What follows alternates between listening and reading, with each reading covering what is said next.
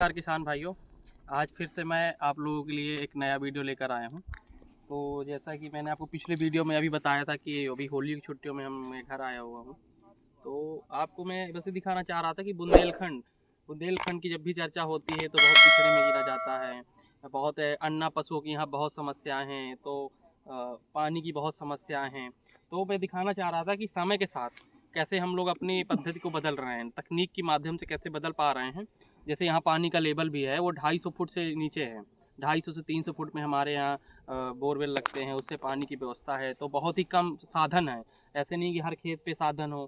जैसे मैं भी बाहर नौकरी करता हूँ तो मैं वहाँ पर देखता हूँ कि वहाँ की पानी की फैसिलिटी बहुत अच्छी है। 100-100 फुट में 80-80 फुट में पानी आ रहा है, हर खेतों में लोगों ने बोरवेल लगा के रखे हैं।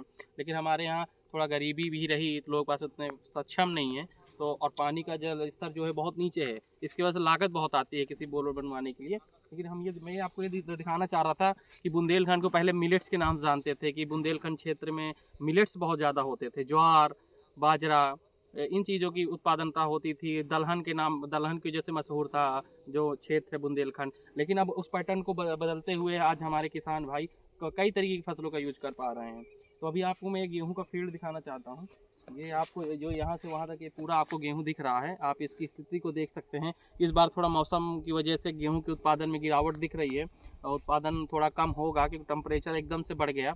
लेकिन तब भी हम किसान भाई जो हैं टच में रहते हैं। ये हमारे घर का ही खेत है, तो हमारे दोस्त का ही है, तो हम लोग टच में रहते हैं, बातचीत करते रहते हैं, कैसी स्थिति है उसके अनुसार गाइड करते रहते हैं। तो अभी आप देख रहे हैं कि इतना उत्पादन आप ये बहुत और भी खेत अभी मैंने विजिट किए हैं तो देख रहा था पौधे छोटे रह गए हैं, बालियाँ प्रॉपर तरीके से उस पर दाने नहीं दूध नहीं भर पा रहा है। तो अभी मैं दिखाना चाह रहा था, जैसे अभी ये जो मेरा ये गेहूं का खेत है, इसमें मिल्किंग स्टेज खत्म हो चुकी है या कठोर हो डफ स्टेज पे है। तो इसमें दाने बन रहे हैं, अभी दाने बनने स्टार्ट हो गए हैं। तो जैसे कि अभी हमारे यहाँ पानी की उतनी उपलब्धता तो नहीं है, लेकिन हम 3 पानी पे ही खेती अपनी कर लेते हैं। तो 3 पानी खेती करते समय हम मेजरली यही ध्यान देते हैं कि जो पहला पानी 21 दिन में है, CRI बोलते हैं जिसे, जो सीखा जो मेन होता है उस टाइम पे हम पानी दे देते हैं। दूसरा, जब कल्ले निकलने की अवस्थाएं होती हैं फूटने की, उस टाइम पे पानी देते हैं। तीसरा, जब दानों में दूध पड़ रहा होता है, मिल्किंग स्टेज जब होता है, उस समय हम फसल को पानी देते हैं। क्योंकि पानी की कमी होने की वजह से हम पानी को एक सही अनुपात में देते हैं, और उसी वजह से आप ये पूरा खेत यहाँ से पूरा देख सकते हैं। ये है नया बुंदेलखंड, आप इसे नया बुंदेलखंड बोल सकते हैं, जो एक समय मिलेट्स के में जाना जा रहा था, अरहर के लिए जाना जाता था। आज पूरा पैटर्न चेंज होगा। आज हमारे किसान चना कर रहे हैं, रबी के सीजन में चना कर रहे हैं, मसूर कर रहे हैं, लेंटिल कहते हैं उसे। और बहुत हर जगह नहीं होती है, मैं भी बाहर रहता हूँ, मैं चना और मसूर ये हर जगह नहीं होती है, ये बुंदेलखंड में ही सबसे बड़े पैमाने में पाई जाती है।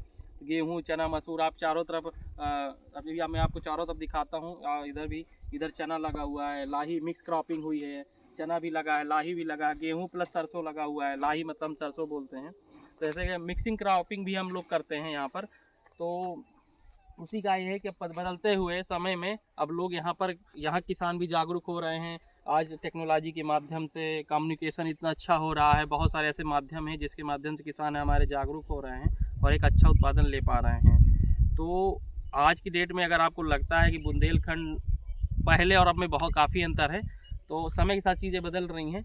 लेकिन अगर आपको कभी चने की ज़रूरत हो, मसूर की ज़रूरत हो, आपको बल्क क्वांटिटी में चाहिए हो, तो आप संपर्क कर सकते हैं। हमारे पास हज़ारों बीघे में लगा हुआ है चना, मसूर।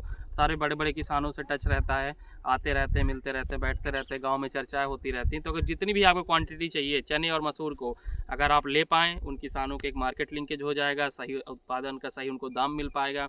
तो अगर हाँ थोड़ा सा इस चीज़ में थोड़ी दिक्कत है, थोड़ा पिछड़ा है, कनेक्टिविटी उतनी अच्छी नहीं है, तो यहाँ किसानों को रेट उतने अच्छे नहीं मिल पाते हैं। तो अगर आप किसी भी भाई को चने और मसूर की अगर ज़रूरत है तो आप संपर्क कर सकते हैं, हमें कमेंट करके बता सकते हैं और हम आपको चीज़ें उपलब्ध करा पाएंगे। तो यही था, आज मैं यही जस्ट दिखाना चाह रहा था कि बुंदेलखंड एक नज़र, बुंदेलखंड कैसा है हमारा, क्या यहाँ का पैटर्न है। हम लोग यहाँ खरीफ के सीज़न में हमारे यहाँ अब धान होने लगा। पानी की स्थिति इतनी अच्छी नहीं थी, लेकिन तब भी लोग अब बोर करा रहे हैं। फसल, धान की फसल बहुत अच्छी कर रहे हैं। 11-21 धान, पूरे क्षेत्र में 11-21 धान लग रहा है यहाँ। हालांकि इस बार धान में बहुत ज़्यादा नुकसान हुआ है किसानों को। दाने, फलियाँ में चावल नहीं पड़ा, दाने नहीं आए। तो खेती है, जुआ है, चलता रहता है, अप डाउन आते रहते हैं, तो लोग करते जा रहे हैं। तो आप लोगों को यही था, बस एक सीधा सा ये दिखाना चाह रहे थे कि क्या है बुंदेलखंड और क्या इस समय बुंदेलखंड में चल रहा है, यहाँ किसान कैसे हैं। धन्यवाद।